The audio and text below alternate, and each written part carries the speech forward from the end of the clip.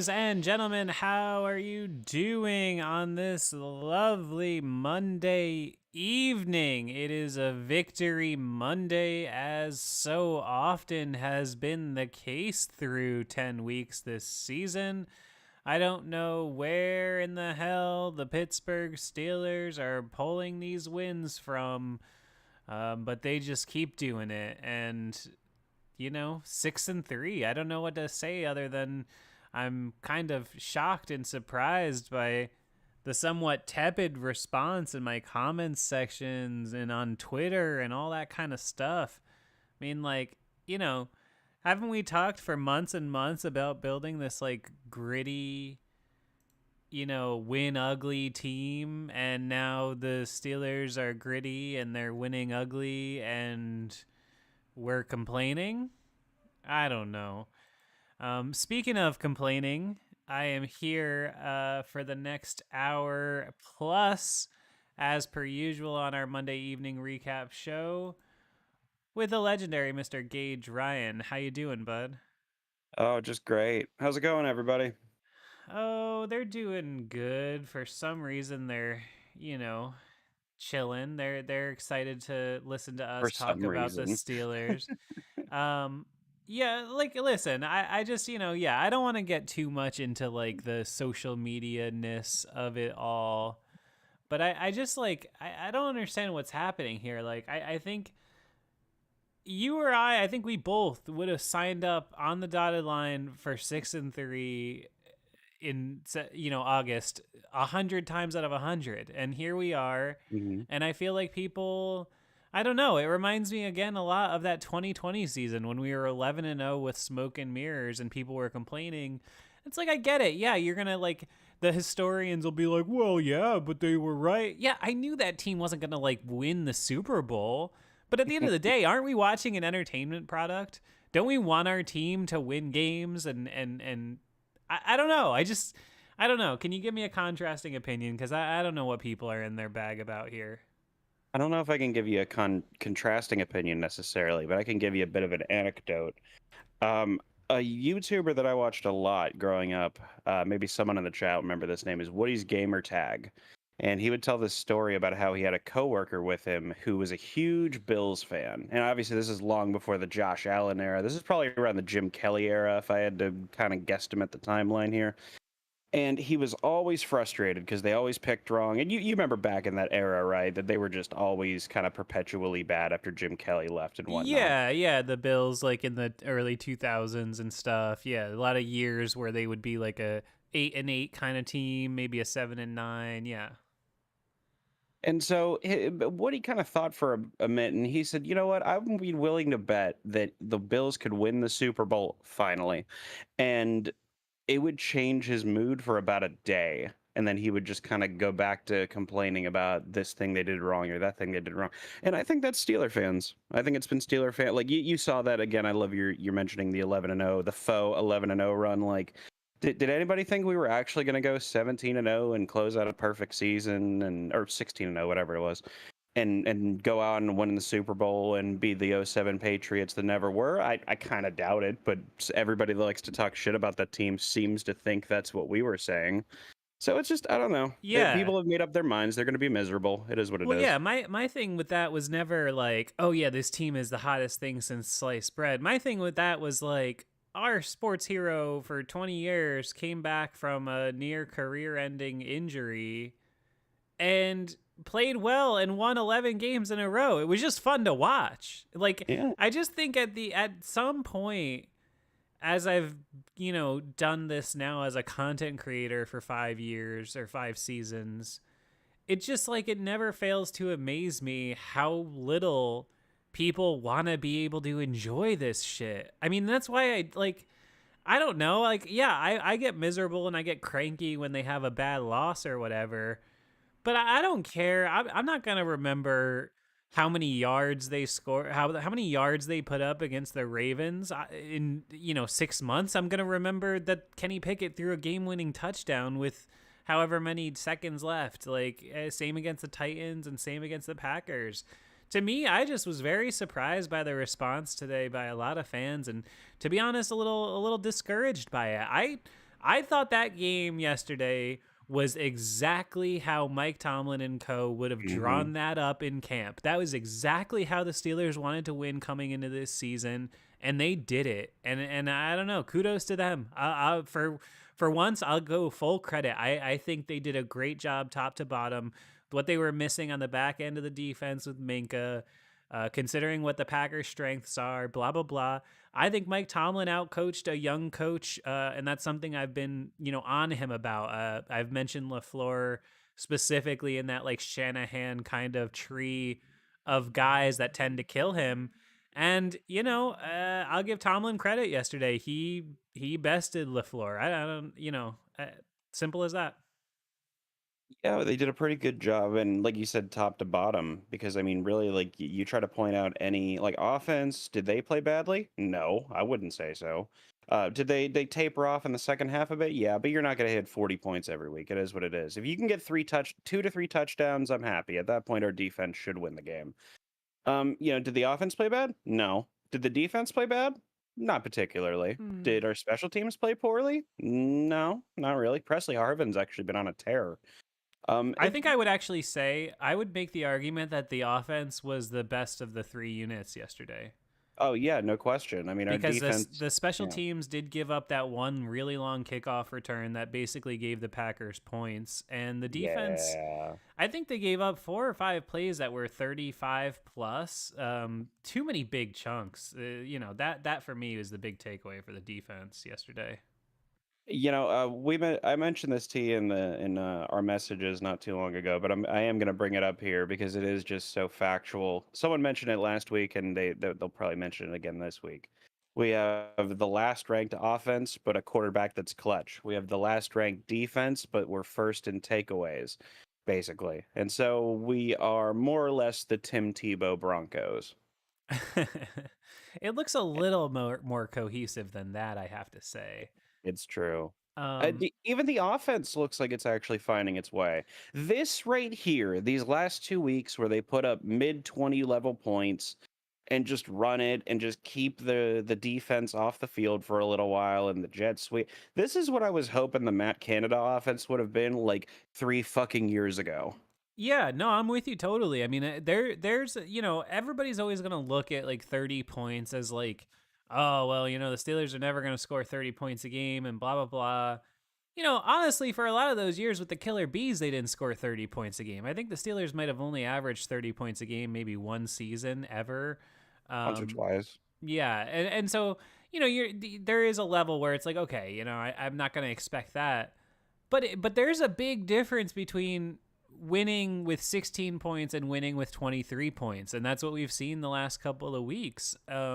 With just even a little bit of competence from the offense, it changes the whole order of operations for the game. I think it forced Green Bay to get away from their run game a little bit, which was effective at times.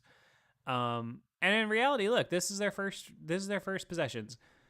For the Steelers, 9 plays, 75 yards, touchdown. 11 plays, 60 yards, touchdown. 8 plays, 30 yards, field goal. And then they had like a 3 and out and another punt before the half. But honestly, like that's that's a pretty good half on offense. I mean, it's not anything spectacular, but 17 points in 3 possessions for an offense that's struggled. You can't ask for a whole lot more than that. And I gotta say, this one thing that I've heard, like always, you hear the complaints about Pickett, and this is why I get crazy when I listen to people on the internet, because I feel like when I point out things that I think are legitimate, you guys know I watch the game back. I'm cutting it up, like all this stuff. So I see the game, 2 full times before most people ever do. And, I'll come away with things like when I did the Jaguars game and I was like, man, Kenny Pickett really just sucked in this game. And I still believe, truth is, if he hits those two, the deep one to Deontay, which I think Deontay should have caught, and the one at the end of the game to Pickens that, was caught and they called a cheesy personal or a pass interference on it. That's another 66 yards right there. Suddenly he's thrown for 200 and something yards, and maybe he gets a score, and the whole box score looks different. But at the end of the day, who cares how many yards he threw for if they ran for 210 on the ground? Kenny just has to be the guy that doesn't fuck it up, if that makes sense. Hey, real quick, can you hear me? Is my microphone Yeah, okay? I hear you just fine.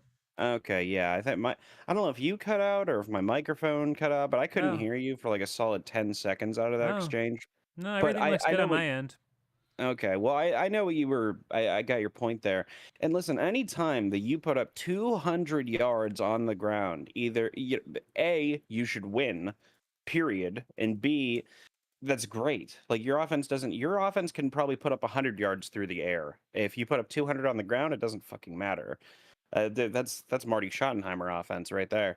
No, but that's all you gotta. That's all you gotta have right there. That's all you need. And I mean, it's not overly complicated, and it's not super difficult even at times. And I'm glad to see the Steelers' offense is finally putting together something loosely resembling 4 quarters of effort. This was the second game in a row. I mentioned this last week, but I'll say it again. It's like it's another game where had we actually lost, like I would have been fine because it wasn't like we just showed up and had absolutely no clue what we were doing or just relied on our defense getting 3 pick sixes in order to keep us in the game in the first place.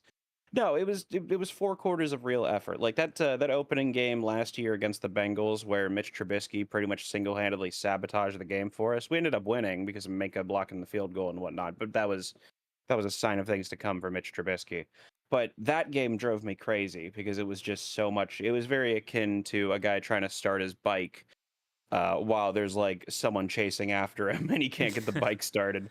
Whereas this was just it was 4 quarters of effort. It was just a great football game, as those people of a certain demographic would say. Yes. No, hey, I love that you said that. And real quick, while we're just sitting here, I see a lot more people watching than hit that like button. So hit that like button, Hit folks. the It like really, it button. really helps out, helps us, reach out to different people. It makes a big difference. So yeah, I like that you said that because that's how I felt too. Was like I was watching this game and I just, you know, I just came away being like, wow, I think that was just a good football game. Like I think whatever side you're on, you just kind of come away with a little respect for the opposing team. And, I think these are two young teams that are trying to get, their heads on straight.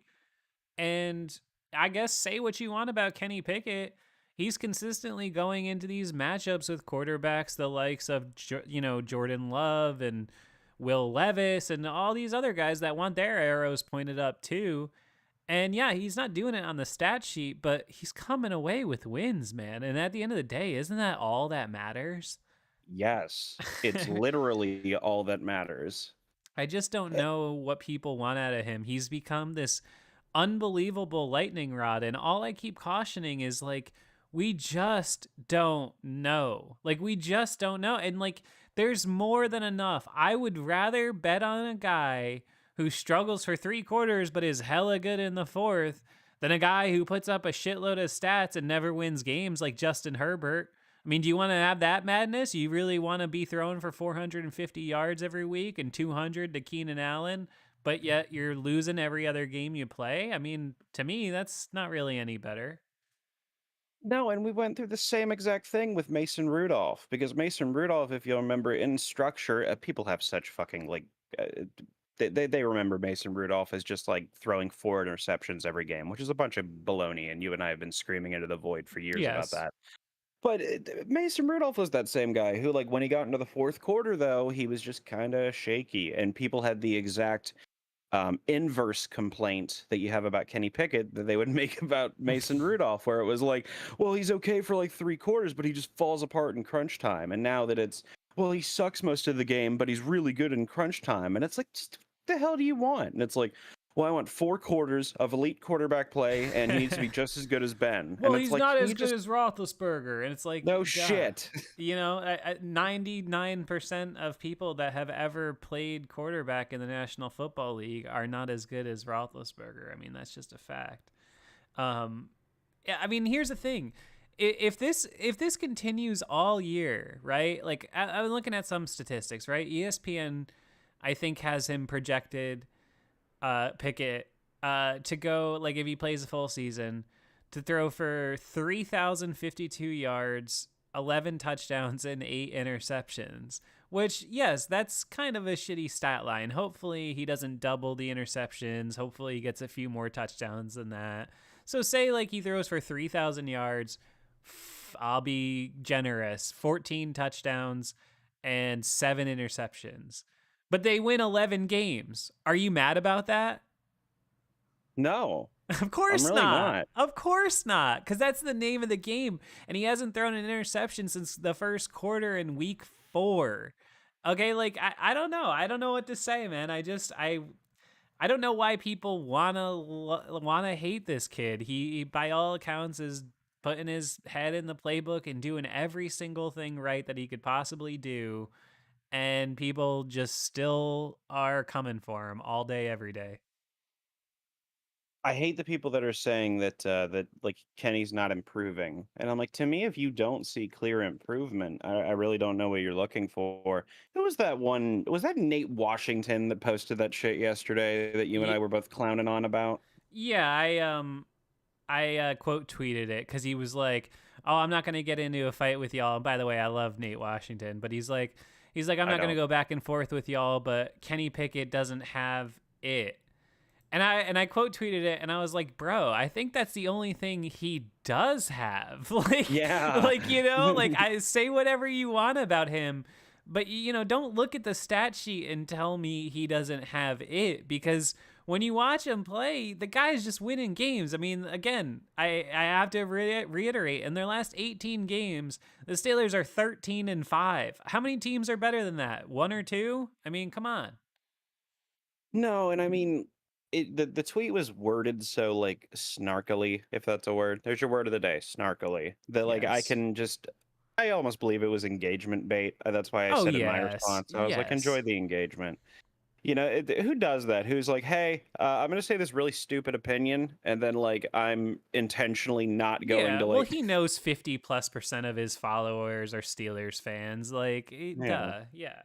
Yeah, I mean, enjoy your fleeting engagement, buddy. But yeah, it's just one of those things. And I mean, like, he has more game-winning drives than any other quarterback in the last 2 years. I mean, the whole clutch thing is it's kind of the only thing you can't say Kenny doesn't have. I mean, you want to call him an accurate quarterback? Well, in the fourth quarter he is, like, but not necessarily accurate. His accuracy is like about 60%. Can you call him a strong arm? No. Can you call him mobile? A little bit. Like, you can't really say all these things. You can't say that he's not clutch as hell.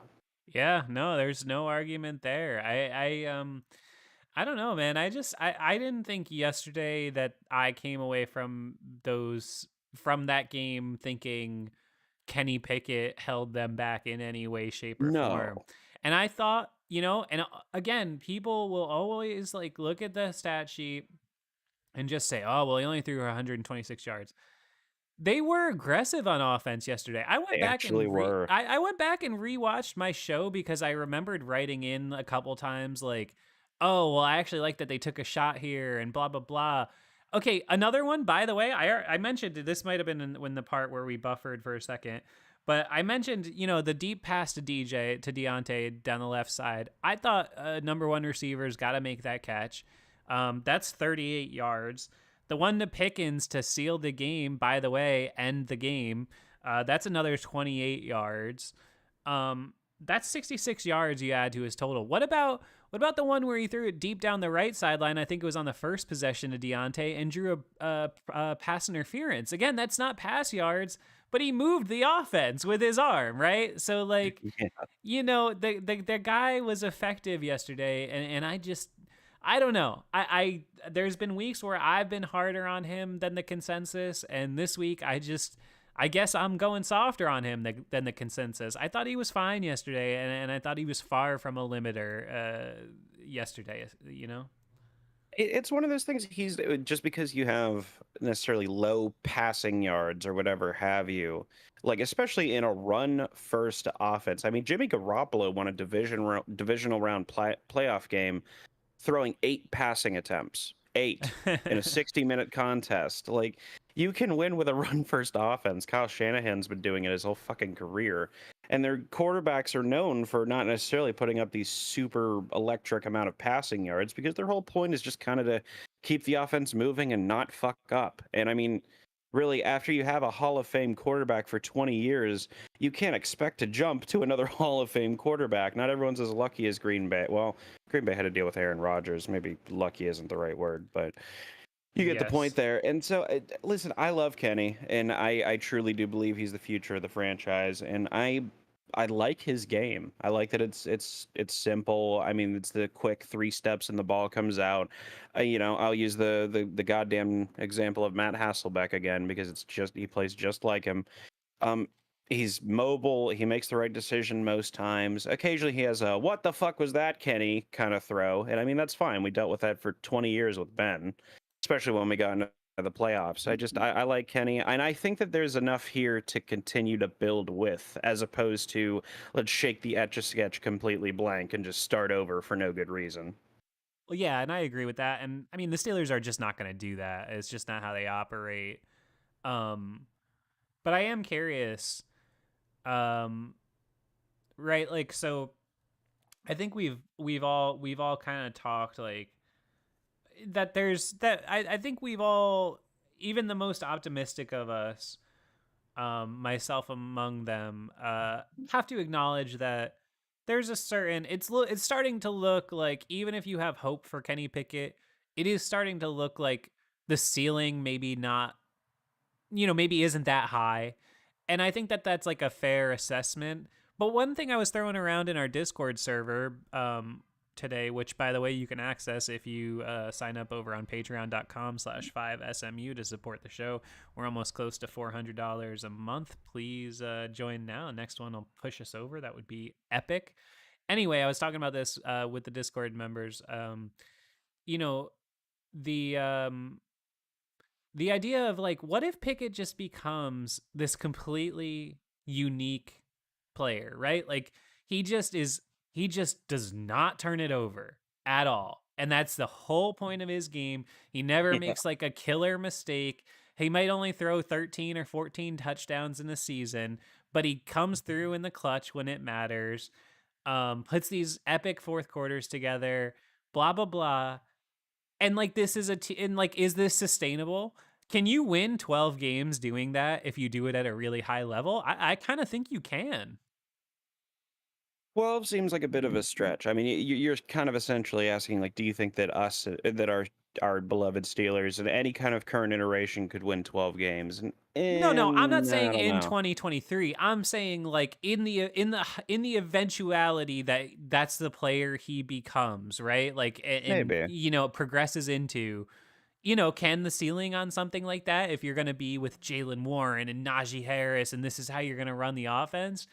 I don't know, man. That team I saw yesterday, that team could win 3/4 of their games in a season. There's not a lot of good teams in the NFL. There's a lot of Clayton Tunes playing quarterback in this league. Unleashing hell in December and so forth, such as Yes. life.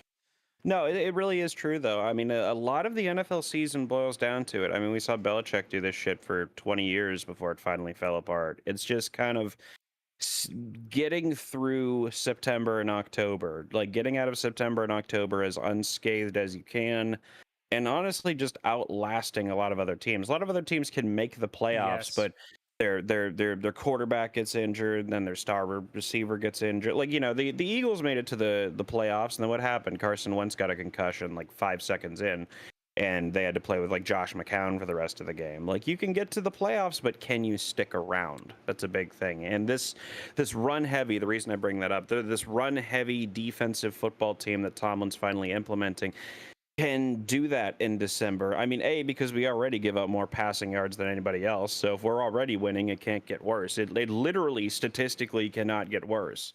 So that's fine. But if you have this kind of clutch quarterback behind center who, if it keep it close, and I mean, again, this is what the Patriots did for 20 years. Keep the game close, let your quarterback come in the fourth quarter and finish it off to win the game. I mean, it's a pretty old as dirt philosophy, but it's clearly a philosophy that still works in the modern era.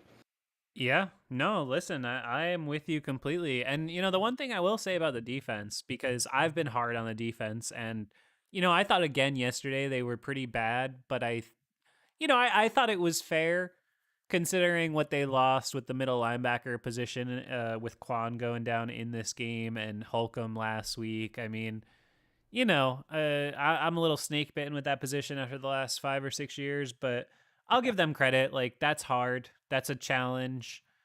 Um, and without Minka out there, I mean, to really to lose Holcomb and Minka, I think on field really made a big difference because Oh yeah. TJ and Highsmith, yeah, those are the best players on the team, but those aren't the guys that are calling out the signals and getting people lined up. That's just not who they are. They're lone guns doing their job, and I think so. I'll give them a little slack there. I will say one positive if I got to be positive about the Green Bay Packers. Um, Jordan Love can really throw the ball. I mean, I don't think there's any question Hmm. about his arm strength. That guy can whip it.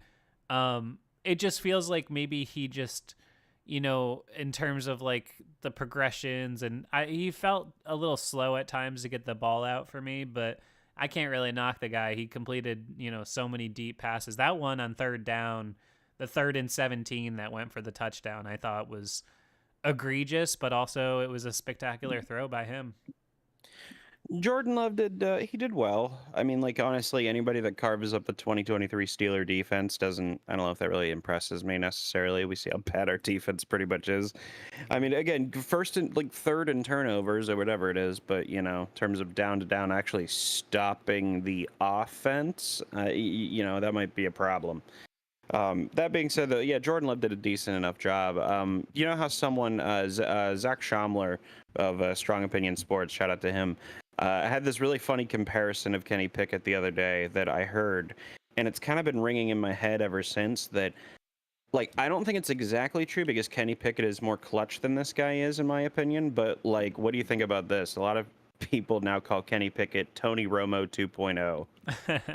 No, I don't see that. I mean, No, no, I don't think that's fair because I think Tony Romo was a very good player.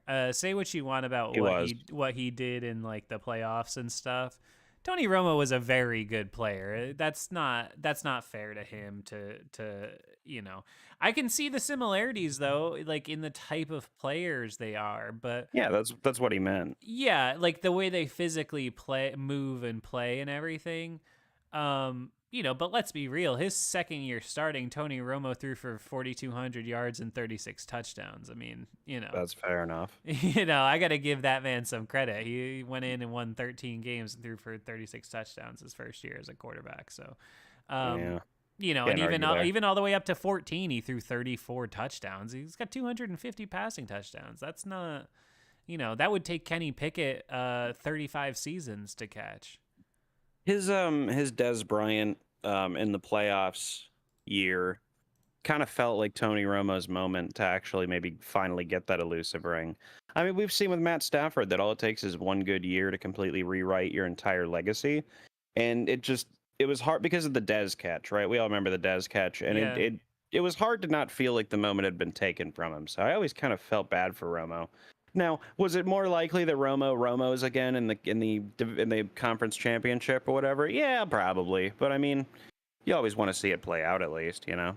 Yeah, I would agree with that, but also like, Tony Romo is making a bazillion dollars to sit with Jim Nance and call football games now. I'm Oh, not really I feeling. don't know, Jim. That was pretty good. That was funny how that was like a year of people being like, "Oh my god, this is transformative." And then people immediately were like, "All right, fuck this guy. I'm tired of this." Yeah, and I can tell you why because like what he was doing. Do you remember the first like year or two where he was like Yeah, calling out the offense's plays and shit? yeah, yeah. I really think someone got in his ear and like basically tamed him and settled him down and was like, just call the plays Oh, and be a it's robot. no, it's not even speculation. There was reporting. I think that Really? the league was bothered, like because I think the feeling was that, if you get that close to riding the line, where is the point where he's actually exposing information he got during the week? You know what I mean? Like God. That's why, well, like, you know what I mean, but it's a competitive thing. Like the announcers go and like talk to the coaches and spend time with them. Like, there is a line there. Like, you don't want other people to be able to, like, watch the broadcast of the Steelers and get some idea of, well, not that you would need help figuring out their offense, Yeah. but you get what I'm saying. Yeah, but I mean, come on. This is the NFL. Do you really think that head coaches are going to be like accidentally spilling their game plan to the fucking commentators before the game? Like, come on now. It reminds me very much of like the UFC in the complete opposite way. I love like Dana White is a terrible human being. I want to make that very clear. Yeah. But he is a free speech warrior, and you can't say that he's not, because you have the NFL who like taunts, or who finds players and calls penalties on Yeah, them for that's true. taunting That's true. if they shit the wrong way. If you see any UFC fight where you see like Derek Lewis taking his fight shorts off and doing the DX suck it chop, like it is just wildly different. And I wish that we would fucking relax on that stuff a little bit. Yeah, I hear that one both ways. I don't know. I mean, I think that, there's good and bad to that. I think the NFL wants things to be more, team based. People are Pittsburgh Steelers fans. They're not necessarily, Najee Harris fans. I just think that's how the NFL likes it. That's how the Um, NFL likes it, but I'm not sure that that's really the case anymore. I think fans are becoming more and more nowadays more fan of players than they are I teams. think in the other sports that's true. I don't think it's the case in football, though. I don't. I heard a lot of people that were before all of his bullshit was known to the public, but I heard a lot of people that were going to stop being Houston Texans fans after they, I know Deshaun Watson like kind of left and there were more circumstances under the surface, but for a while the story was that the front office ran Deshaun Watson out of Houston. Now, again, they ran him off for good reason, yes. But what I'm saying was, at the time, I heard a lot of Texans fans complaining about that. Guys like Brett Coleman, who were saying, "I'm just going to watch Deshaun Watson. I don't want to watch the Houston Texans." I'm sure they don't feel that way now, but I remember hearing these kind of things, and I think the tide is turning a bit. It's like how a fan maybe he's going to follow LeBron to whatever team he goes through, or he's going to follow Peyton Manning whatever team he goes to, and I think the tide's shifting a bit. I think that's a fair observation. But I just have to agree to disagree with you on that. I don't think football is the same way. I think I think young folks, it's definitely a little bit different. But I don't know. I like to think that football, in America, I just think football is so like inextricably linked to, like your family or like your dad or your whatever, and I think that Yeah. I just think it's a little different. I think some people grow up with that with baseball for sure. I think a few, lesser people grow up with that with like basketball. But I think football, it's just, oh yeah, my whole family's like Bills fans and blah blah blah. Like, it's just, I don't know. That's a I good think point. I think it's less so in football. I think there's less hopping around. There's definitely like, you can see there. The one thing about football I will say is, though, you do see the influence of bandwagons, like generationally speaking. Like, the way that like there were a lot of like new Seahawks fans like 10 years ago. You know what I mean?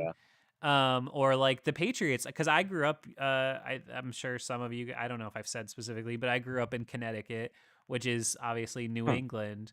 And like when I was like a kid, like in the 90s, there was no Patriots fans. Nobody was ever a Patriots fan. Everybody was either like a Giants or a Jets fan, or like, some national team like the Steelers or the Dolphins or whatever. Nobody was ever a Patriots fan. And then they won those first two Super Bowls. And suddenly you saw Patriots stickers, Patriots license plates, flags everywhere. Suddenly everybody was a Patriots fan. So you do see that. But I just think I still think it's more team than player in the NFL. It still is for now, but I'm not sure that it'll stay that way. But we'll see what happens. We'll see what Fair happens. enough. That was an entertaining interlude there. Yeah, sure. I like that we see the game. I'd say that we see the game similarly, but not exactly. And I think those Sure. little riffles, or those little riffs or whatever in the conversation provide a lot of entertainment, because it's not just, "Yep, I agree. Yep, I Yeah, yeah, agree." yeah. It's annoying after a while, right? Oh, that's so much of like fan-based sports podcasts. Like the reason I don't watch a lot of Steelers content out there is like you throw on somebody else's podcast. I'm not gonna name anybody, but like, and you just see him be like, "Well, because Matt Canada's so bad," and then the other host is like, "Well, he's so bad," and then the other one is like, "He's terrible," and it's like, we know, like let's talk Mm. about uniforms or like whatever, like. All right, I Mm. do have a topic I want to get to. Please. I want to talk about Joey Porter Jr. And I want to talk about Easy. him because I think he is spectacular. Hmm. I just think he's spectacular. I think if he keeps up this pace, I genuinely believe he's got a chance to win Defensive Rookie of the Year. You want to hear some numbers? Please. Okay. Among cornerbacks who have played 230 snaps this season, Joey Porter Jr. has been targeted 25 times. That's the second fewest. He's given up 8 receptions. That's the least. For 136 yards allowed. That's second least. That's a 48.1 passer rating against. That's fourth worst. Um, and he has 4 passes defensed and an interception. Is Joey Porter Jr. Already one of the best cornerbacks in the NFL? I don't know if the sample size is quite big enough to make that claim, but if you want to be a Steeler fan and a homer, yeah, he definitely is. Listen, man, the guy took out Cooper Kupp and DeAndre Hopkins in back-to-back weeks. That's pretty goddamn impressive, especially for a fucking rookie. Can we get through how insane that is? I mean, you can poke holes in it all you want and say they were targeting Puka Nakua that week, and then DeAndre Hopkins like isn't good anymore. Like you poke whatever holes in it you want. It's the same as how Kenny Pickett has more game-winning drives than anybody the last 2 years. People are, well, he sucks for 3 quarters, and I'm like, so did Tom Brady, and people will not stop ball washing him. So it is what it is. You got to pick your arguments. At least use them both ways. But I don't know, man. It's a fun time to be a Steeler fan. It's an agitating time to be a Steeler fan, but what time isn't? And it's also just at the same time, it's a great time and a terrible time to be a Steeler fan because we have expectations and at the same time we have no expectations. It's Yeah. just one of those things. I'll tell you, with Porter, I didn't anticipate this, man. I thought, everything about him said it was going to take some time, and he's just been It's gonna spectacular. take some time. Every time I see him in coverage running downfield with somebody, he is in their pocket, absolutely in their pocket. And I could not be more impressed with him. I think he's also clearly shown the ability to want to get better at tackling, because I know that is Yeah. a weakness of his, but you've seen him the last couple weeks. Like, he made a couple plays in the run game where he held on, and if he didn't bring the guy down, he slowed him down enough for somebody else to get there. Um, so credit for that. He does push the envelope with contact, but it's been getting called less often than it's been working. So he's he's riding the line in just the right manner. And 25 targets, 8 receptions. Come on, dude. The guy's had the ball completed in front of him 8 times the whole season. That's insane. I'm just so happy for him. And I think yesterday he played 100% of their snaps, which just says a lot about his growth. It's very exciting.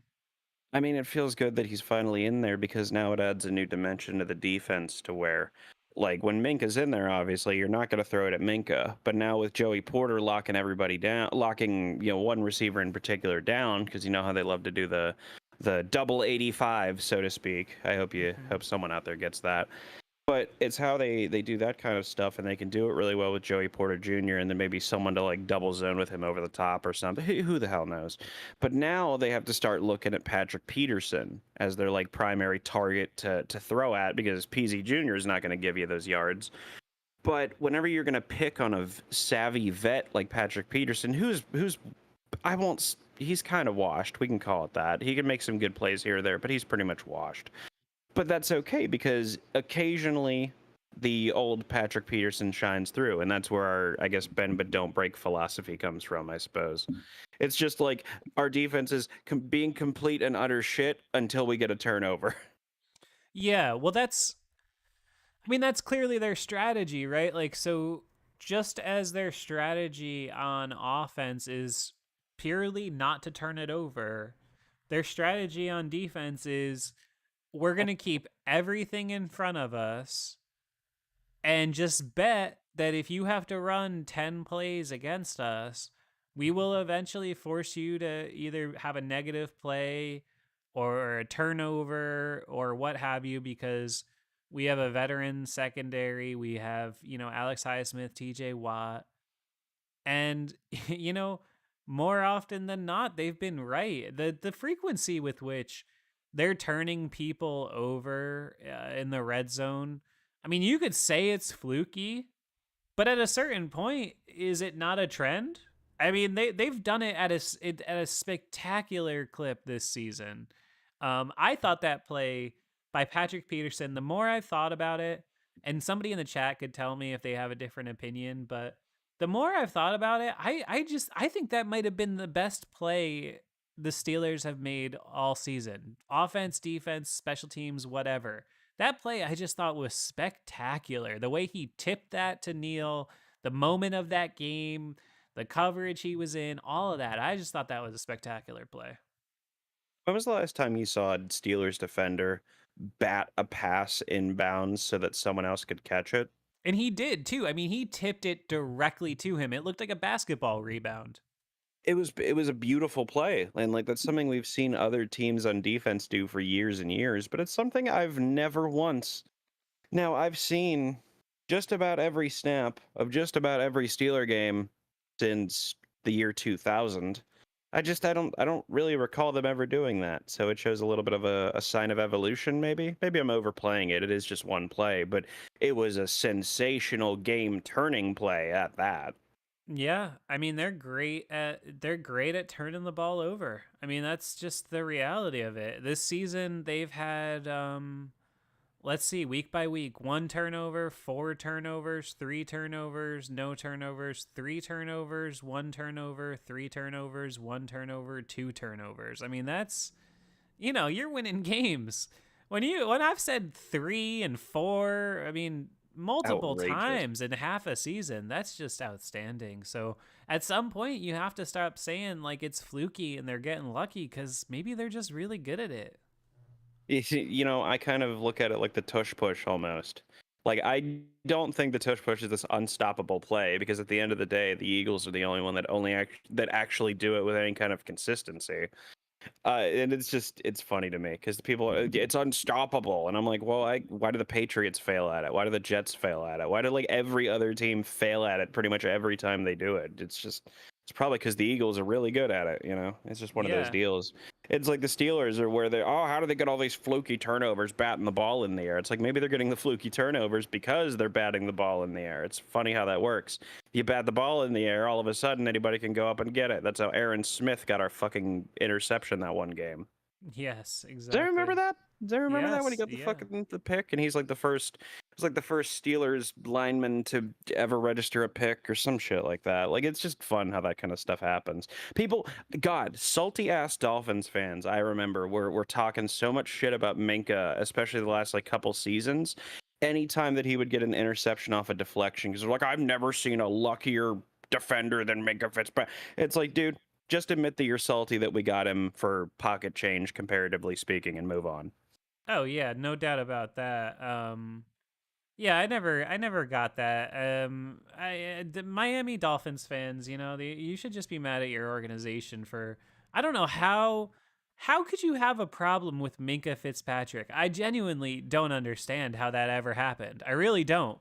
But I am thankful every day of my life because, like I said, in the post Roethlisberger world, that man is my favorite Pittsburgh Steeler. Minka is outstanding, and he had an impact on the game yesterday. I'm not so sure if you've heard about this. Have you heard about this? Which thing? Let me know. So, in the last play of the game, so they got lined up. There's 3 seconds left, 2 seconds left, whatever it was. They're on like the 16. Jordan Love's gonna run a play. And Minka goes over to Terrell Austin, and he's screaming. He's like screaming. There's video of this. And he's like, he demanded something. And so they call a timeout, and then they come out, which was smart, by the way. They were stupid to not call a timeout. But so they take the Mike timeout. T signature. Yeah, they take the timeout. And I want them to do that even just to give the defense a rest. Like, the wide receivers aren't tired. Your pass rushers are tired. Give them 2 minutes. That's neither here nor there. Whatever. um, so then they come out, and they come out lined up in this picket fence defense that they deployed there on that play, where they put like 6 defensive backs all just standing on the goal line. And I guess it was Minka's call. Like, Minka was like adamant that this is what they needed to do.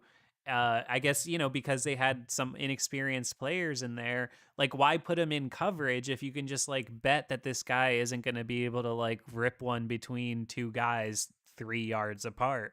And and it may, because that wasn't far. I mean, that wasn't like a Hail Mary. They were on like the 16, so that was a huge play.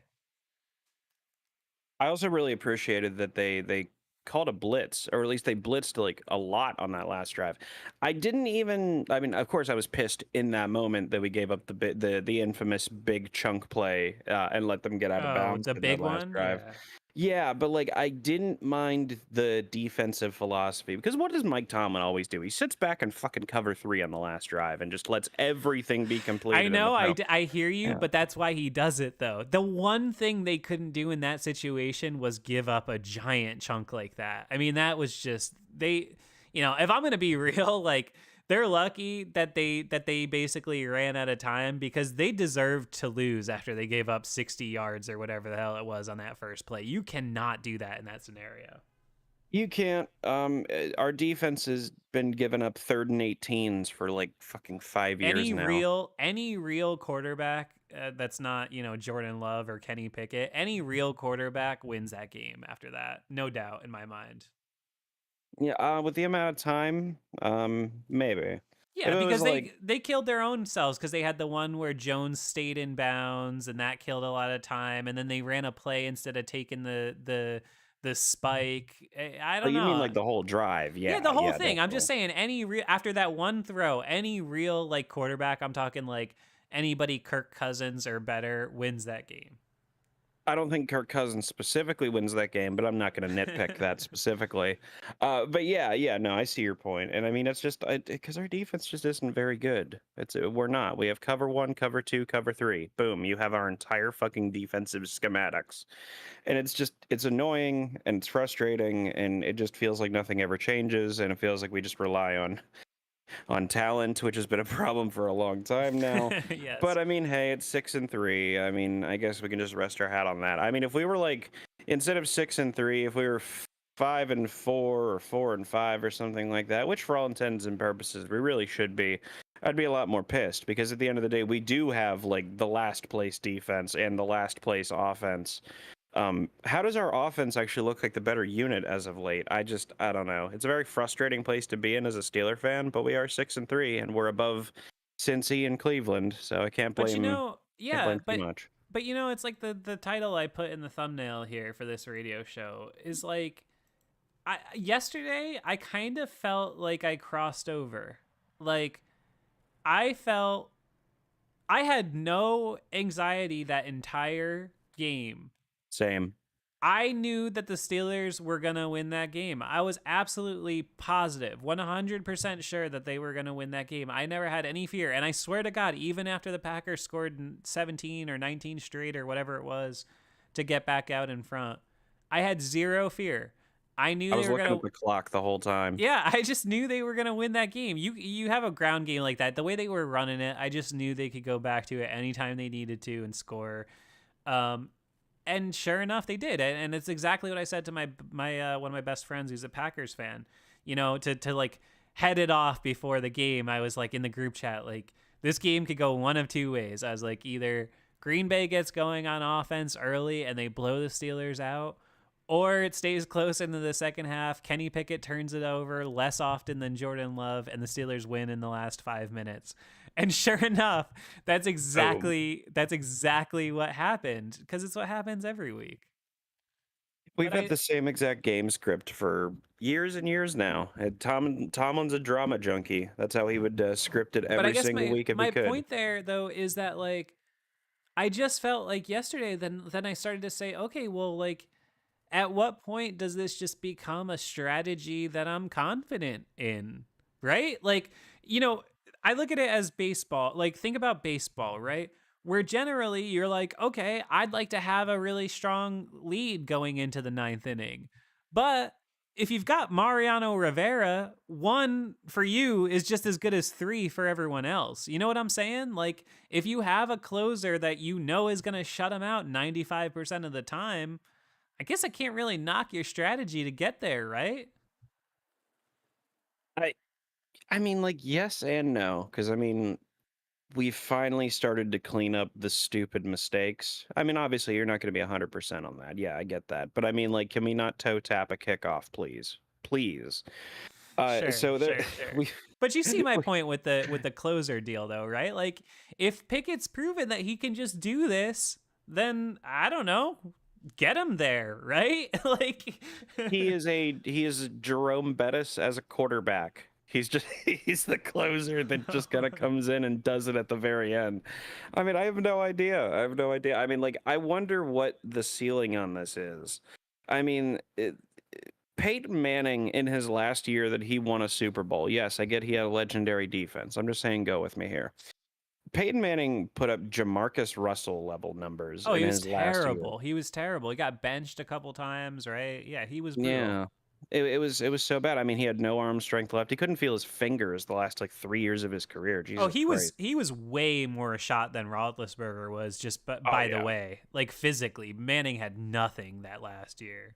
It's true. It's true. And I mean, they won the Super Bowl last year on the back of their defense. And I mean, if that can happen in the modern era, I would wager that that can happen with any quarterback, let alone Kenny Pickett, who's just exceptionally good in the clutch. I mean, Ooh, again, I know that that's a spicy little point. I like that.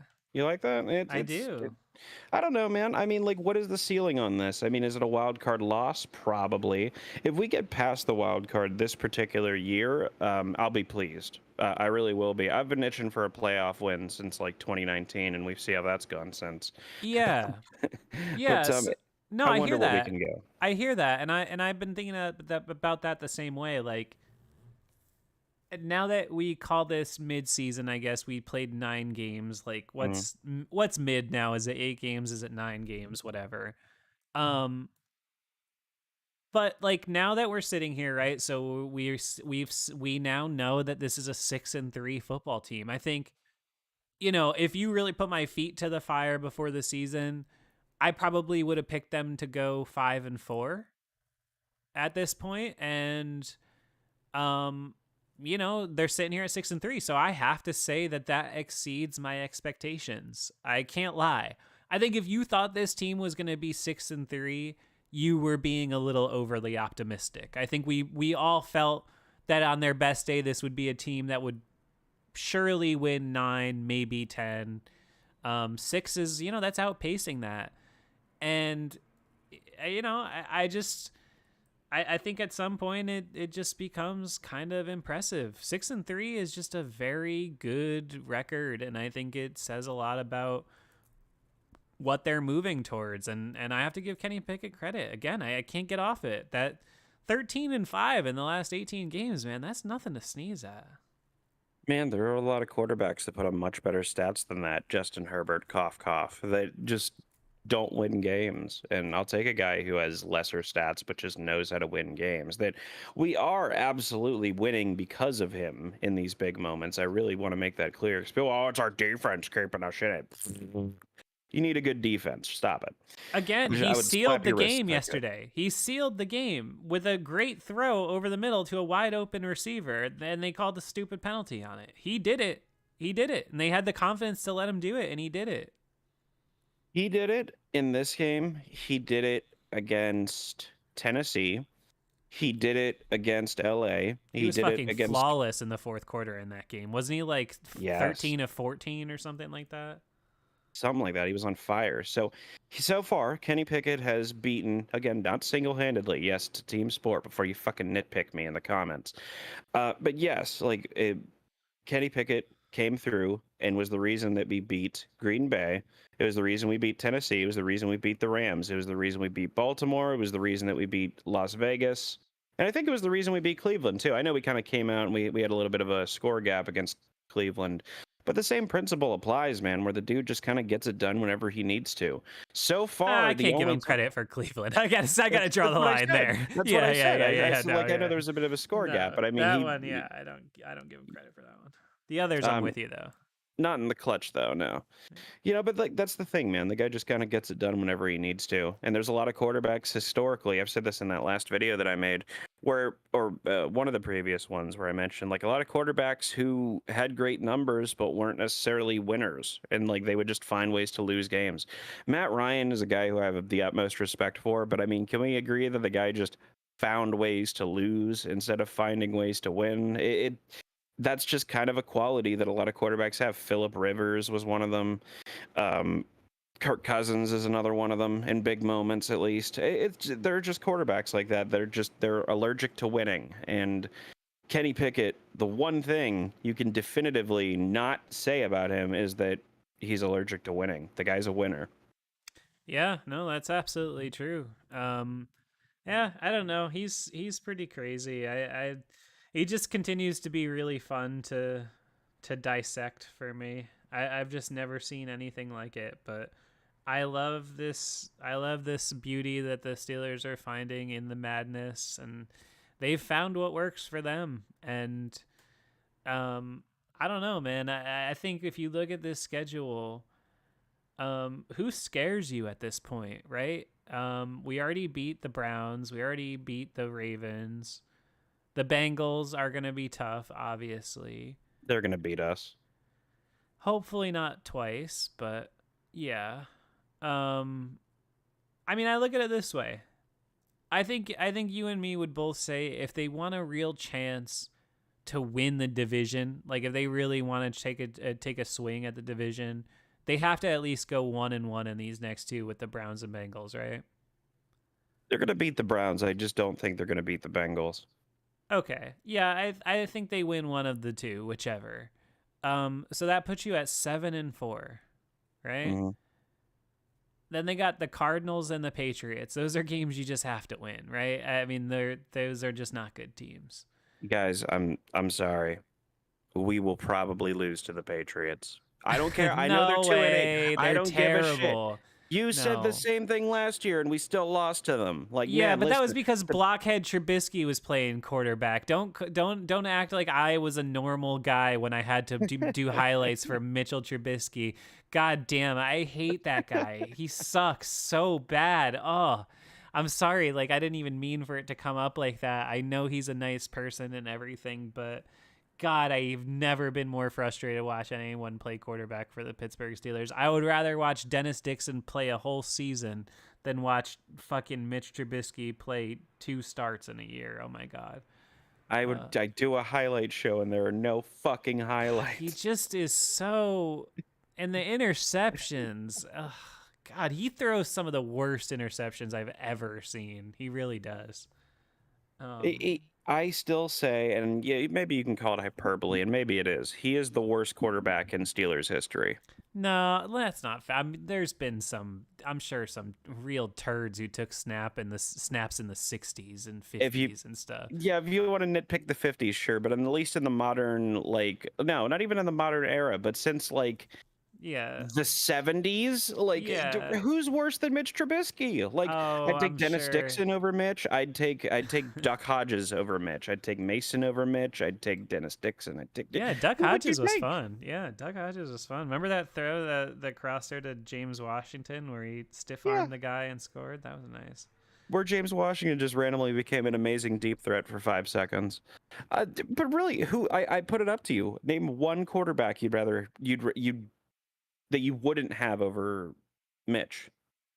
Uh, Not a single one comes to mind because he's that bad.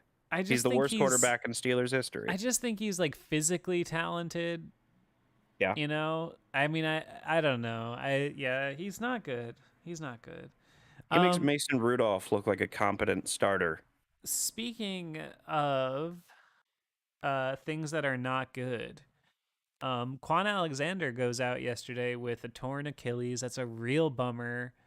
I thought he was getting back to being the caliber of player he once was. I thought he's been great quietly all year. Um, Again, another new nickname guy that I really liked, the Quan and only Mr. Alexander. Um, Goes down, gonna miss the rest of the year, Yeah, unfortunately. that's rough. And at his age in that position, I know he's had some injuries before. It just kind of feels like, is probably gonna do it. That really sucks. Not to talk him down. Hey, I mean, hopefully he makes the full recovery. But Achilles can be tough when you're in one of those positions where you really have to like have lateral quickness. Um, Yeah, especially in those positions. I mean, you saw that.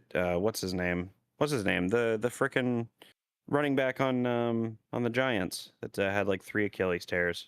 was that Brandon? Saquon. Oh, Saquon Barkley. Did he? I Jesus. didn't know he tore his Achilles. I think he's torn it like twice or something Oh like that. I wow. mean, it's just one of those issues that if it comes up once, especially if you don't let it heal the whole way. I mean, you know as well as I do, like the kind of freak athletes that a lot of these guys are. And I mean, whenever they're coming back, I would hate hearing like when Juju came back for that one last game with the Steelers and he was still like halfway injured and stuff. You kind of can't do that stuff. It's just going to continue to hamper you later in your career, at least in my opinion. Yeah, that was epic that Juju did that, and I know a lot Yeah, of people God are bless him. I know a lot of people are gonna forget that, and I will never forget that. Nope, Shout out Juju, that was epic. Still love him. Um, it's sad. I watched him a little bit with the Patriots on Sunday. he's done. Yeah, he just can't play. It doesn't look like. He's still a useful player because he can like block and, he's still a possession guy. But man, he looks like Heinz Ward in 2011 or something. Like he can't seem to run anymore. I mean, and at least Hines back in those days still kind of had that like Heath Miller. Oh god damn it, that fucking tight end from the Dallas Cowboys. Yeah, He always Jason tell me about. Witten. Yeah, Yeah, I had that Jason Witten ability. Why do I always forget his name? I know his. I've watched him play, and I just can't remember his name. But yeah, like that Jason Witten ability to just kind of know where to be. Hines at least had that. Juju was always he was a little more about explosive movement to get his separation, and he just kind of doesn't. Even when he was coming up on the end of his career with the Steelers, he still wasn't separating like he used to. And that was fine because he could make these really good contested catches, and he had Ben with him, but he just doesn't have either of those particular yes. characteristics anymore either. Yeah, I totally agree. I think that's why he did work with Mahomes last year because a good quarterback can know how to Yeah. use a guy like that, but a Mac Jones is not going to get any use out of a guy like that. Um, yeah, that's what was I going to say? Oh, so yeah, Quan Alexander. So that's sad. So yeah, now in the span of a week, inside linebacker goes from something that was suddenly a luxury to something that is suddenly a bare cabinet, and that's a real bummer. Because it seemed like they finally got the right players at that position, and we were all so hyped on how well they were all playing. And now, gonna be asking a lot out of a Landon Roberts, who I love, but I think he's a little bit more Vince Williams than he is Ryan Shazier. So it's gonna be interesting to see how that plays out. Hey, I'll take a Vince Williams right now. Vince was Sure. a fun player to watch. I mean, the Vince Williams archetype of player. I mean, that's what we drafted Buddy Johnson a couple years ago to I be, know and people forgot him so fast. he just never played. What the fuck? Yeah, people forgot him so fast. I brought him up at one time a while ago, and people were like, "Who?" It's like Oh it was man. last year, dude. Dude, if you want to talk about like some of my worst takes, that's up there. As I said that Buddy Johnson had an outside chance to be like uh, the Steelers defensive rookie of the year or some shit. every Steelers fan from like Pennsylvania and Ohio, they all are. They're I one thing I've learned in my 20 years. you motherfuckers love like a 5th-round inside linebacker Hell project. yeah. It's always the guy that users are like, well, no, he's gonna come in and he's gonna be unbelievable. And it's like, no, he's not. He's most likely not. Like, he's gonna play on special teams. He'll make one tackle, and then you'll scream like, why is he not playing on defense? And then he'll play one snap on defense, and then it'll be a pass right over his head for like a 70-yard touchdown. Um, it's how it always goes. Remember, who was that guy a couple of years ago that was like a tiny linebacker, and then they had him playing fullback? Remember, he was like a Division II pass rusher. I can't remember, but I know who you're talking about. Oh, what the hell was that guy's name? Somebody in the chat must know. And speaking of late round linebackers that we just love and fall in love with for no reason and won't make any actual impact, on a completely unrelated note, something that has absolutely nothing to do with that, I love Mark Robinson, and I think he's going to succeed. Okay, yes, nice transition. Yeah, I like Mark Robinson too, and he made I thought a couple of nice plays in the run game yesterday. I noticed famous 5-star sirens in the background. Hell yeah. The show is too hot to handle, guys. It's flying off the shelves. Yeah, they're coming for us. They're coming for whoever Mark Robinson took out in the run game. Was it Rashard Mendenhall? Remember when Ray Lewis broke Rashard Mendenhall's shoulder? Broke his collarbone, I think. Rashard Mendenhall, can I go on a monologue for a second? Please do. Rashard Mendenhall is really starting to piss me off, if I'm being honest. Go off. I always stood up for him because as like the art school kid who liked sports, I kind of identified with how he was. Like, I liked that he was a guy that was like, yeah, I just don't know if, I don't know if like football is like my ultimate calling in life. Like, I'll make some money and then I'll get out while I'm healthy and I'll go write for some, HBO show or whatever. Good for him. Like, I always respected that. But the problem is, ever since he was, left football and acted like he doesn't care about it, all he does is show up every 3 years to talk shit about Ben Roethlisberger in the Super Bowl that he supposedly doesn't care about. It's like, he's the only one bringing it up. Why do you care? Like, Ben is not out here being like, well, Rashard Mendenhall really took the cake in that Super Bowl. Like, no one's doing that. Why do you have such animosity? Moreover, the only reason you have a Super Bowl ring that you didn't even participate in is because Ben pulled a magic rabbit out of his ass in Super Bowl 43 while you were like at home on the couch. So why the animosity? I don't understand where that's coming from. And I just, I don't know. It just really bugged me this last time when it came up. Because am I wrong? I feel like this is like every 2 or 3 years, he goes on some podcast and he's like, Ben Roethlisberger was like trying to win Super Bowl MVP. Like, fuck off, dude. I'm done with him. He does it all the time, and I've been saying this for years now. Is like, I used to really like and respect Rashard Mendenhall because he was a good running back, and I really was a fan of his. Yeah, he was a good player. And it's just, for one, he had the propensity of fumbling. For one, it was Mendenhall. He would fumble all the time. What was that nickname that James Harrison gave him? The Fumble Factory, I think it was. Oh, that's brutal, but I love James. Mendenhall, but man, for one, he had a propensity for fumbling, and then even whenever he cleaned that up, he just had a propensity for fucking up in big moments. And he has done nothing, absolutely nothing since Super Bowl 45 but point fingers, and it shows how insecure he is. I hate being the side, what is it? What do you call it? The side chair psychologist, so to speak. I know a lot of people throw the word insecurity around, and it's just kind of a buzzword on social media now. But you can literally see it, like when he just refuses to get Ben's name out of his mouth. It's so bad. And I mean, was Mendenhall? I went back not too long ago, and I actually watched Super Bowl 45. I at least watched like one of those giant like compilations, not the 5-minute highlights. I like to see a little more than that. And I mean, okay, Pinhead, what were you like trying to torture yourself for? But all right. Because I wanted to see, like, was it Mendenhall's fault that we lost that Super Bowl? No. And I look back and no, not necessarily. But there is something to be said that our offense was finally in rhythm, and then and of course, like Mendenhall doing what he does in big moments, fumbles his fucking guts out. Oh no, I'm sorry. He was separated from the football. Yeah, do you remember that? No, I do, and I hear you, and I agree. Like, that was a huge play, don't get me wrong, and the Steelers were cooking. But in reality, they had opportunities both before and after that they didn't take advantage of. To me, the biggest play in that Super Bowl was always Pick six. Arians having Roethlisberger drop back into his end zone with a terrible offensive line and no center, and having him chuck it 40 yards down the field at like a good ass secondary and getting picked off and taken back to the house. That was, you have a good quarterback throw a pick six in the Super Bowl, and you're gonna have a hard time overcoming that.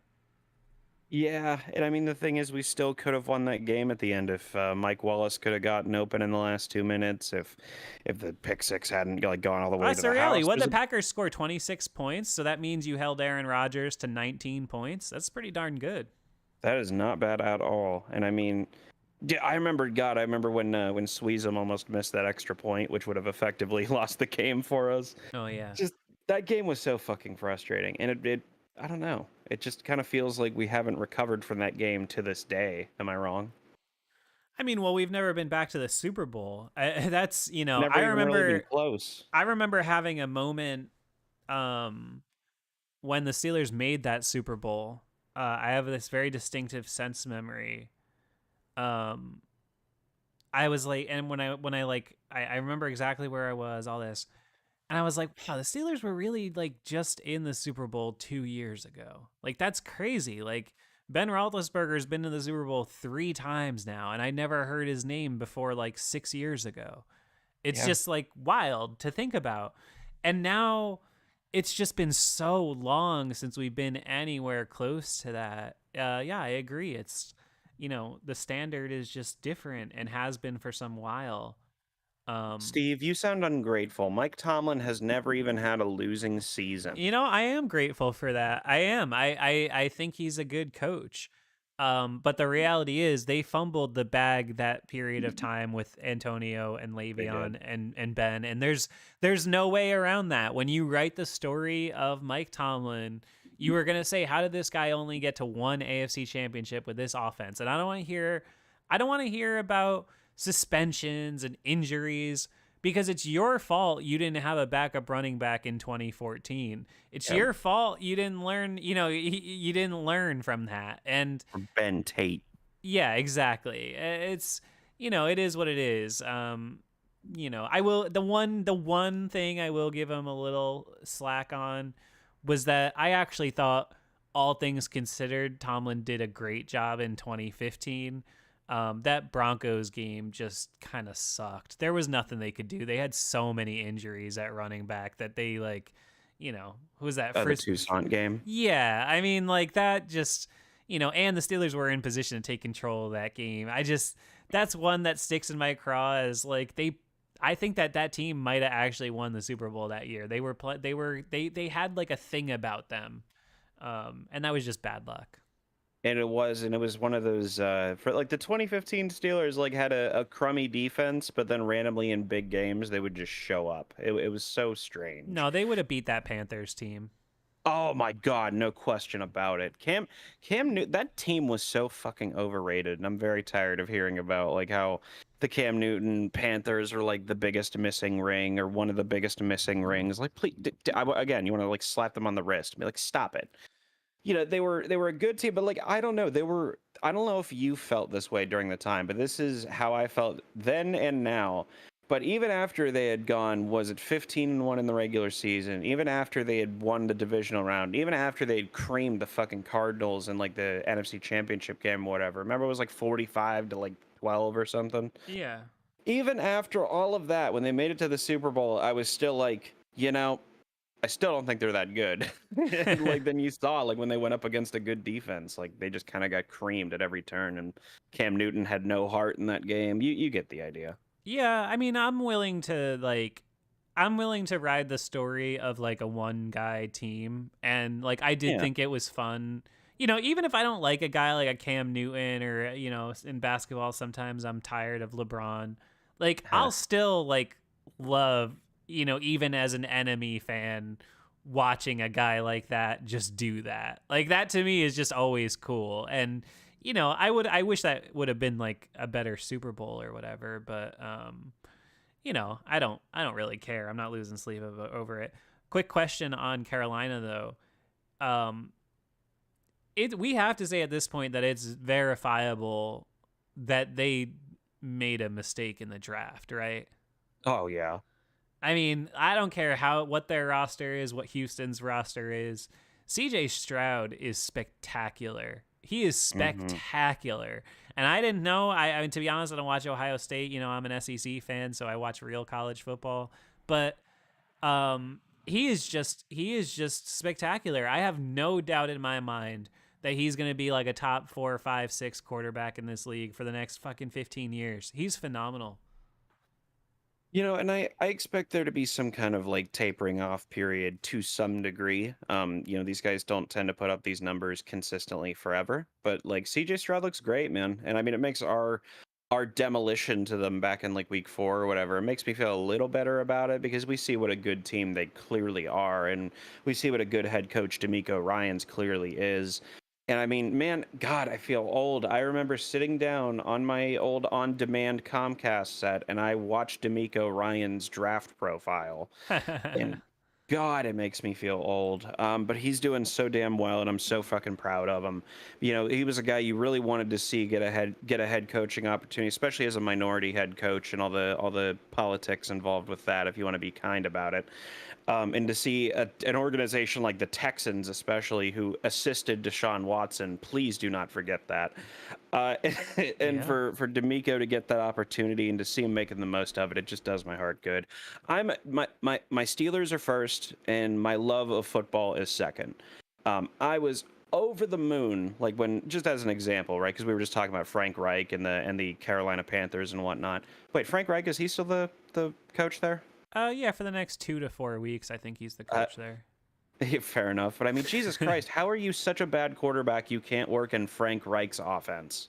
Like, uh, do you have any idea how many quarterbacks have worked correctly under Frank Reich's system? It's like with Trey Lance in the San Francisco system. Like, I Kyle know. I Shanahan know. has created a system that any quarterback in the fucking world can work in, and then randomly Trey Lance just can't do I it. know. It's so I remember strange. hearing people say that, like, "Oh, well, he's not gonna work. He just doesn't work in the system." And I was like, "Bruh, if you don't work in that system, I don't think you work." Like, you What know, quarterback doesn't work in could that you system? imagine? Fucking Kenny Pickett would throw for 4,000 yards and 28 touchdowns in that offense. And like 5 interceptions, I guarantee it. Yeah, no, Stroud. It's not a Steelers topic, but Yeah. I love a good story, and I just wanted to say, like, Yeah. 5-4, 2,600 yards, 15 touchdowns, 2 interceptions. I mean, forget rookie of the year. He might be legitimately in the MVP MVP. conversation. Yeah. God, I mean, have we had a rookie quarterback be MVP before? I can't think of one. I don't know, but I mean, Michael Vick, maybe? if he throws for 5,000 yards, no, he didn't win an MVP as a rookie. If he throws for 5,000 yards, like what, 30 touchdowns and 4 interceptions, and the Texans make the playoffs, you'd be hard to argue against him. No, man. I mean, listen, if the Texans, I know that we're jumping the gun by a lot here. I understand, but I'm just let's roll with it here for a minute. If the Texans go on and they make some kind of Super Bowl push, man, I'll be so freaking proud of them. Because I mean, especially for the guys like Brett Coleman that have been loyal Texans fans since the beginning and have basically been kicked in the nuts squarely every year since 2002. If they actually can go on and get some kind of respectable run going with some real momentum, man, that always just does my heart good to see. Why does it? I don't know why it reminds me of this, but it reminds me a bit of like the Eagles with Nick Foles, where he's Yeah. just randomly slicing and dicing defenses. And you're like, you know what? I'm glad this team is succeeding. I don't know. It correlates in my head. Yeah, I'm always rooting for fan bases. That's one thing. If I don't have an issue, Cleveland, Cincinnati, get fucked. But everyone else, I'm happy for, like, I'm a realist when it comes to sports. Like, I'm happy. Like, I know there are like really diehard Raiders fans like that. Like, as much Yeah, as I yeah. hate the Raiders on field, like, it would be cool for them if the Raiders won a Super Bowl sometime ever. I get that, and I can, like, understand that. So yeah, good for the Texans. And honestly, look at their schedule. They play the Cardinals, the Jaguars, the Broncos, the Jets, the Titans, the Browns, the Titans again, and the Colts. I mean, they could definitely make the playoffs. They could easily win 10 games. I mean, they could beat the Cardinals. They definitely beat the Broncos, Jets, Titans twice. Come on. Titans just suck.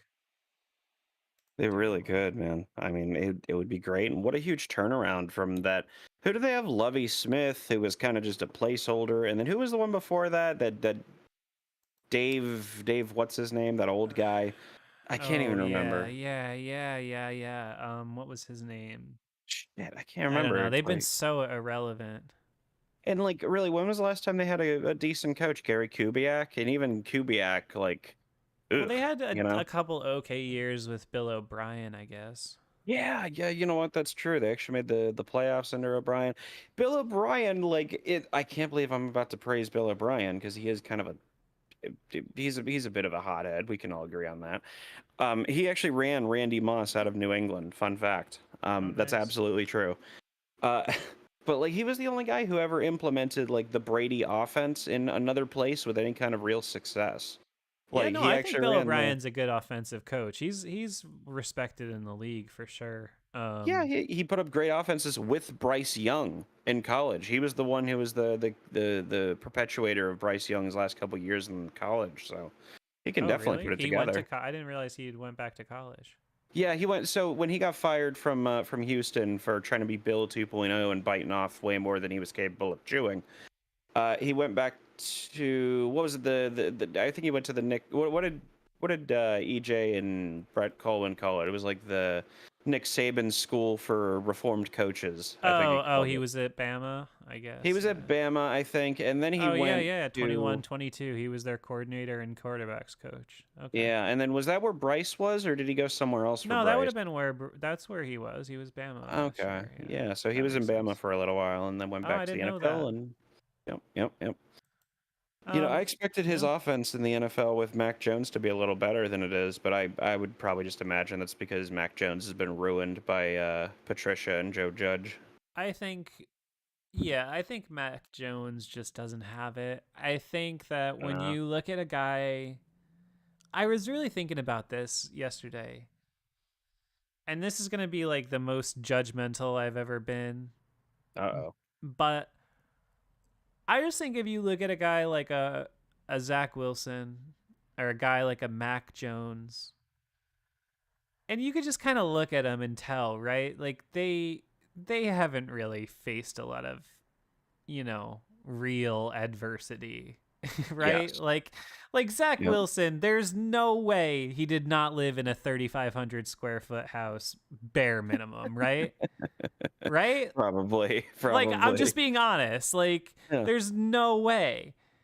And like he probably had like a new F-150 when he was like a junior in high school. You know, I'm just like you can just kind of tell. And I just think then you hear like a CJ Stroud talk and I heard him this week talking about his father I guess is in prison. I don't know if he killed somebody or robbed a bank or something. And he was just talking about the perspective and all that. And I was like that's a dude who can be a quarterback. Like that's a guy who's faced some Yeah. adversity in life.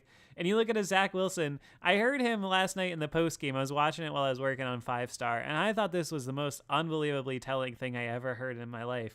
There was a play where he scrambled, and he's actually a really good athlete. I'll give him credit. Oh yeah. Um, he scrambled and he was down the right sideline, and he like just barely stepped out of bounds before diving over the goal line.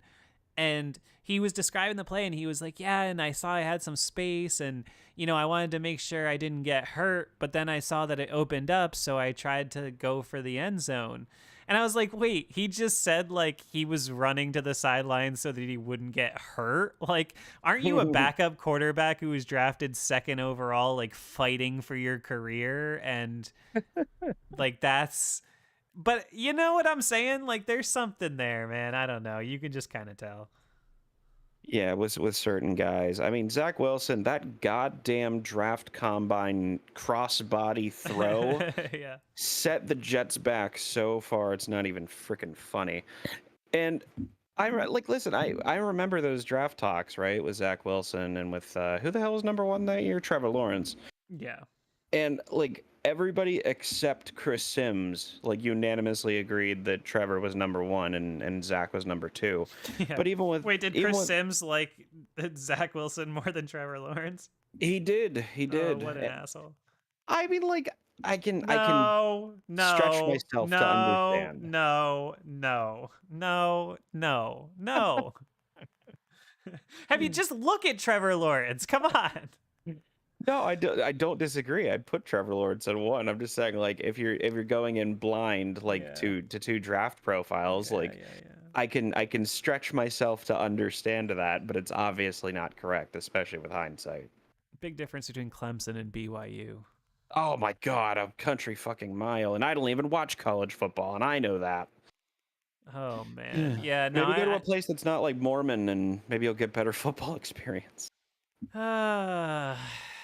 you know, I'll shout out BYU though. You know, who's a good BYU alum that I like is Chris Hoke, former Steelers nose tackle.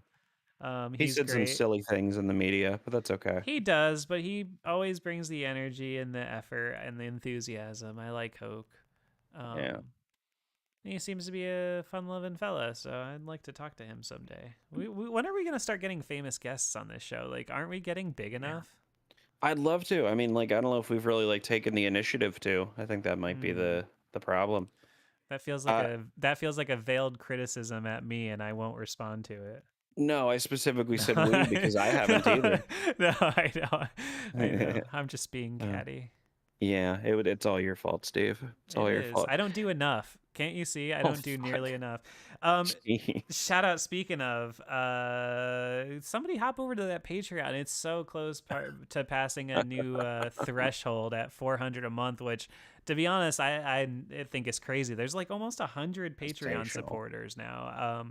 You know, I know that it's a lot to ask for some amount of money like that, but you know, if you lock in $4 a month, that's $50 a year, man. That's not a lot of money, and it makes a big difference on this end to, you know, to know where some stuff is coming from, because like I said, YouTube has really decided to make this even harder on us, which sucks, but them's the breaks. It's all good. That's how we get access to the tens of thousands of wonderful folks out there. So we'll make that trade. But if you feel like supporting, patreon.com/5SMU.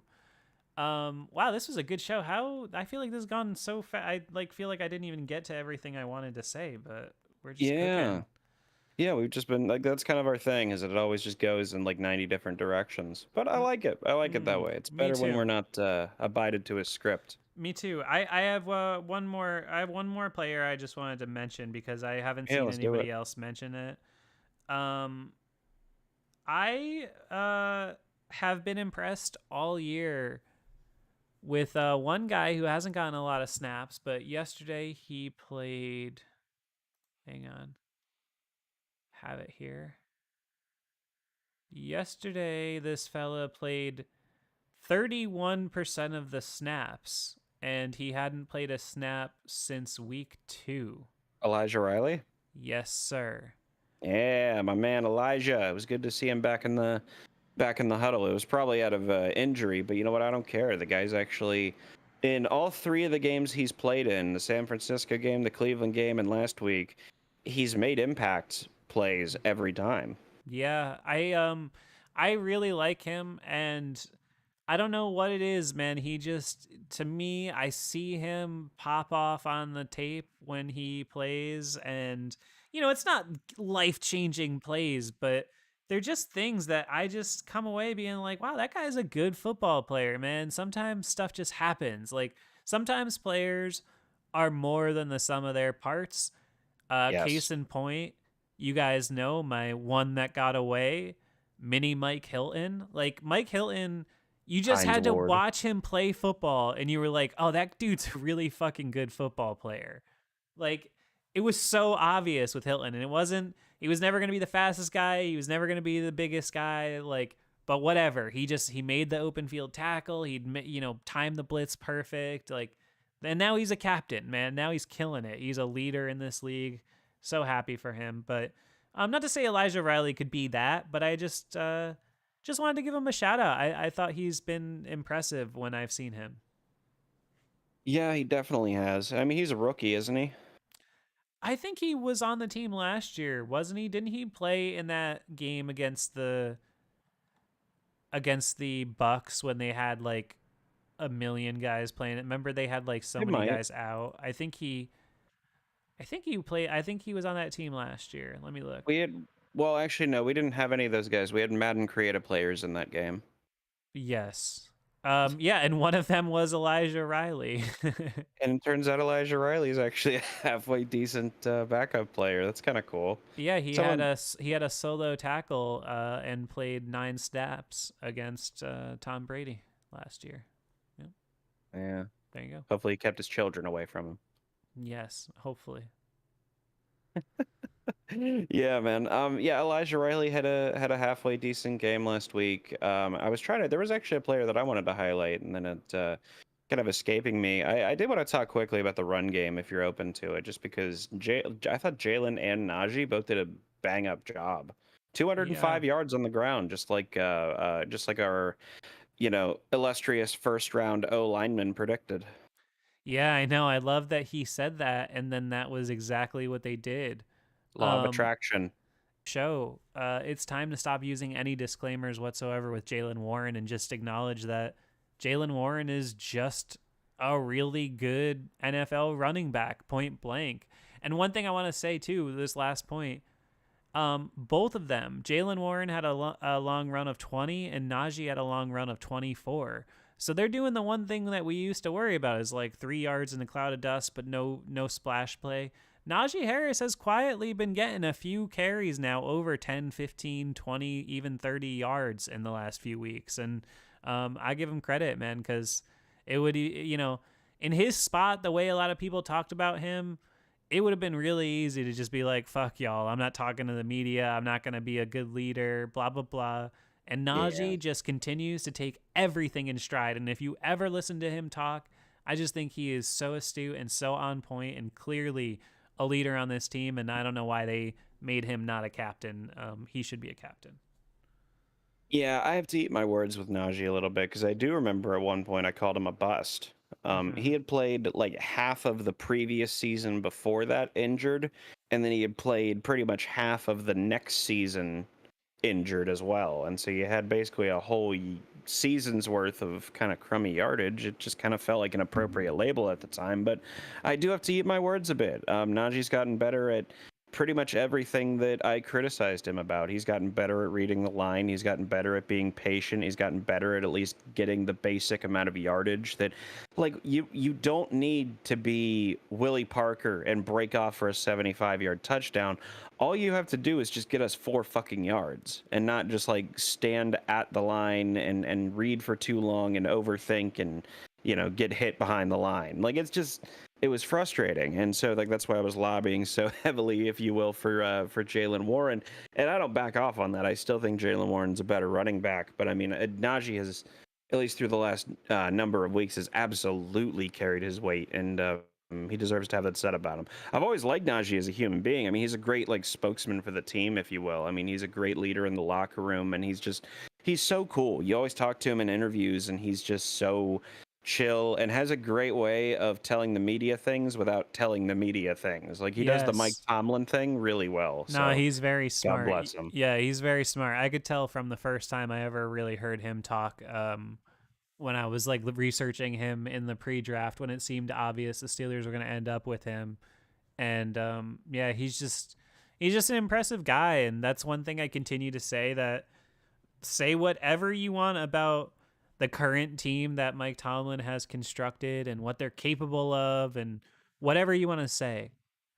But at the end of the day, you have to acknowledge that in the post Roethlisberger, post Killer Bees era, they have effectively built a team that has a good head on its shoulders, so to speak. You know what I mean? This team Yes. is filled with the right types of people that you can win with and that you want to win with. And I'll give them credit because there was a period of time where it was more about talent before that. And it's not the case right now. So, yes, they're winning ugly and blah blah blah blah blah. But I have no no worry in my head at all that Kenny Pickett, Najee Harris, Minka Fitzpatrick, TJ Watt, Alex Highsmith, these are all star players. Well, maybe not star players, but they're all players that, their head is in the right place. And that's more than a lot of teams have. Yeah, I mean, the tush push only works whenever everybody's working on the same page, and I think that's a good allegory for the Steelers season this year.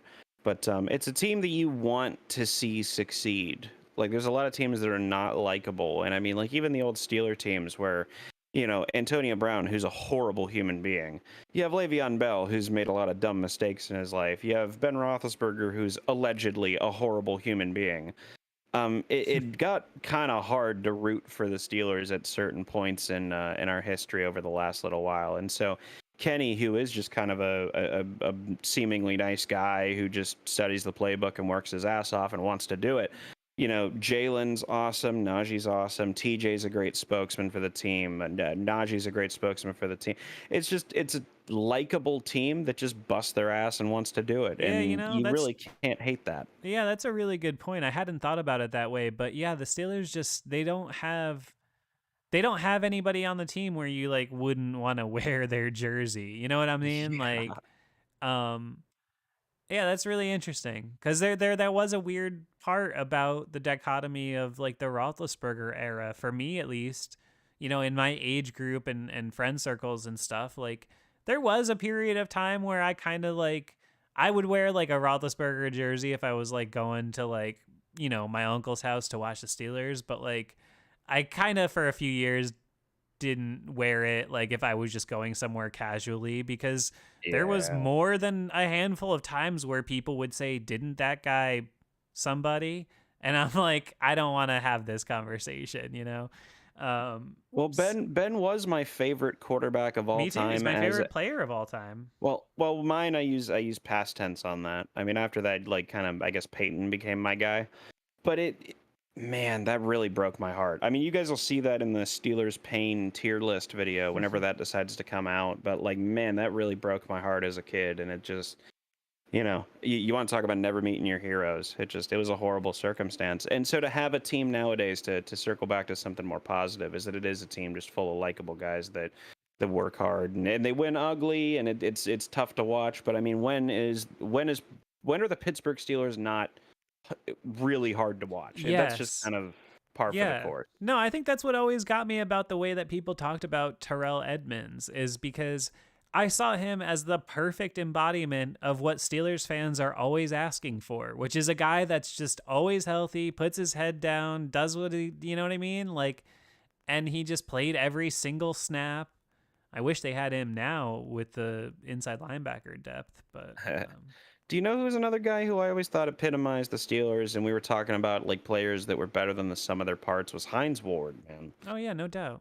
And it actually in like I guess I'll round it out. And I also love Vince Williams. I think Vince Williams is another good encapsulation. Just a guy who was drafted late, but just kept his head down and carved out a spot for himself. And he showed that the Steelers are often a meritocracy. If you're the best player there, you'll often get a starting spot. Yeah, well, Unless your name is Johnny Unitas. yes. Yes. Well, Vince Williams had to, he had to wait his turn and he finally got it and he took advantage of it. Hmm. Um yeah, it's going to be interesting to see how that position plays out the rest of the season, middle linebacker, all that. That for me becomes the biggest concern on the roster truly. Um we'll see. I don't know. Hopefully they're able to scheme it, however they can. But you know, hey, until then, we're 6-3. It's a pretty good start. And the Bengals aren't. That's true. And don't the Bengals and Ravens play each other on Thursday night this week? I have no idea. I hope so. I believe they do. So that means one of them's getting a loss. That's nice. I'll take it. Um, Yeah. wow. Steelers might be in first place by next Sunday. I'd like listen, that'd be great. I mean, I enjoyed rubbing that in Bengals fans' face whenever we were first place a couple weeks ago. I even said it on the show where I was like, is that gonna last? No, but it feels good right now. So if I get it twice in one season, I'll take it. Yeah. No, I mean, I think Yeah, it's a big game. Honestly, it really is. I mean, if you could beat the Cleveland twice in one season, I think that would really be a hell of a statement. That would really knock them off your tail a Is little it? bit. Is it? That's par for the course. I expect more. No, no, no, you can't. They're still a good football team. They have a great defense. To go in there and beat them in their house with our offense, that is, I have to, that's a hard game. I'm not gonna talk down on that just because I hate the Browns. I'll be real. That's a tough game, and it will be. I think they can win it though, and if they do, then all of a sudden I go from feeling like 11 would be optimistic to saying, is this team going to win 12 games? I no, listen. I just think that you think the Browns are a little better than I do. I just The like they have a defense good is really defense. good. It's really, really good. It makes game changing plays just like the Steelers every week, except for that they're better in between the game changing plays, too. I think the Browns. I think Miles Garrett is a very good encapsulation of the modern day Browns with Kevin Stefanski. Where like, yeah, they're good. They're obviously good. Everyone knows Miles Garrett's good, but is he the best player? No, he's not. And anyone that says he is needs institutionalized.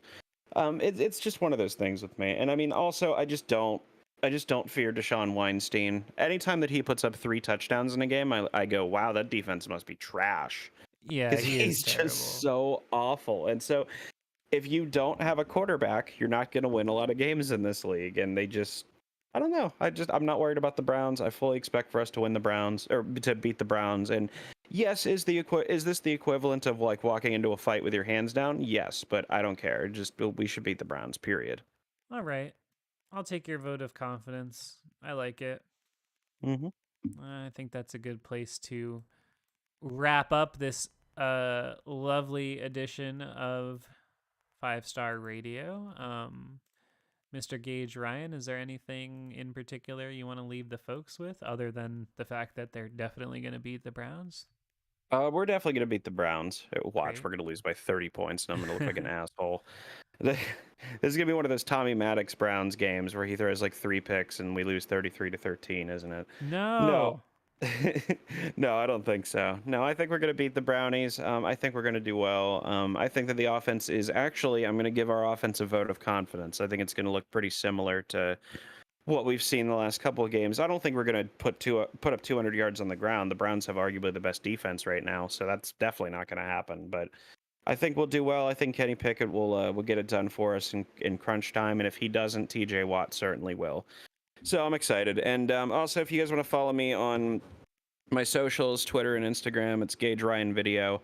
And also, if you want to check out me and my friends' movie podcast, we talk about horror movies. It's called The Screen Slashers. So if you guys want to look that up, it's YouTube, The Screen Slashers. We got 2 videos up there. I think you'll enjoy that if you love horror movies and Saw and all sorts of content like that we'll have on there. So, and we're also about to hit 16,000 subscribers, which feels like we just hit 15K like not too long ago at all. So I mean, thank you guys to everybody who's subscribed to tune in and who's subbing to the Patreon and whatnot. And a lot more content to come on the way. We're not done by any stretch. Hell yes. What a great rant. You are so right about all of that. Definitely check out Gage's other work. Has he directed?